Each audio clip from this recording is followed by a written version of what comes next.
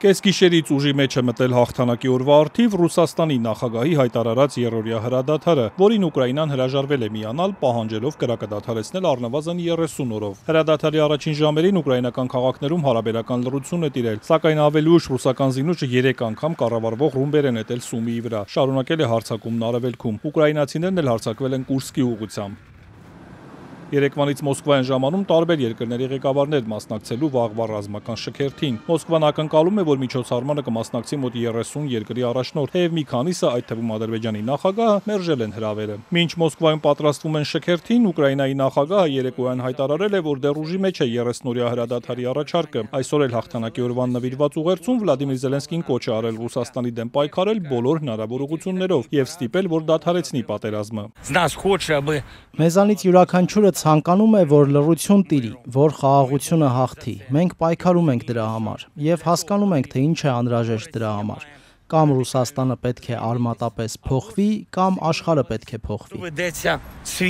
Մինչ այդ Միացյալ Նահանգների նախագահը, որն ընտրվելուց առաջ խոստանում էր օրերի ընթացքում դադարեցնել պատերազմը, հայտարարել է, թե մոտենում է պահը, երբ անհրաժեշտ է ռուս-ուկրաինական հակամարտության կարգավորման վերաբերյալ որոշումներ կայացնել։ Դոնալդ Թրամփը դարձյալ դժգոհել է բանակցությունների ընթացքից։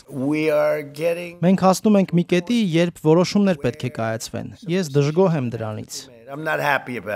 ԱՄՆ փոխնախագահն իր հերթին ասել է, թե Ռուսաստանը չափազանց շատ բան է պահանջում պատերազմը դադարեցնելու դիմաց։ Ջեյ Դի Վենսը նշել է, որ Միացյալ Նահանգները շարունակելու է բանակցությունները, որպեսզի հասկանան, թե կողմերին ինչ է հարկավոր խնդրի կարգավորման համար։ Սակայն Ռուսաստանը եւ Ուկրաինան պետք է սկսեն ուղիղ խոսել միմյանց հետ, ասել է նա։ Ակնհայտորեն Միացյալ Նահանգները ուրախ է մասնակցել այդ բանակցություններին, բայց շատ կարևոր է, որ ռուսներն ու ուկրաինացիները սկսեն խոսել միմյանց հետ։ Կարծում ենք, սա հաջորդ մեծ քայլն է, որ կցանկանային կանել։ Մինչ Միացյալ Նահանգներն ուղիղ բանակցելու կոչ է անում, Ուկրաինայի նախագահի աշխատակազմի ղեկավարը սոցցանցում տեղեկացրել է, որ Ուկրաինան Միացյալ Նահանգների, Ֆրանսիայի, Մեծ Բրիտանիայի եւ Գերմանիայի ներկայացուցիչների հետ քննարկել է ուղիները, թե ինչպես ճնշել Ռուսաստանին, որպեսզի համաձայնի 30-օրյա հրադադարին։ Անդրեյ Երմակը չի հստակեցրել, թե երբ է տեղի ունեցել ամերիկացի եւ եվրոպացի պաշտոնյաների հետ առցանց քննարկումը, սակայն նշել է, բոլորն են համաձայնել, որ լիակատար եւ անվերապահ հրադադարը պետք է լինի արդար եւ կայուն խաղաղության հասնելու առաջին քայլը։ Մենք նաև քննարկել ենք, թե ճնշման ինչ գործիքներ ունենք, եթե Ռուսաստանը մերժի նախաձեռնությունը կամ խախտի պայմանավորվածությունները։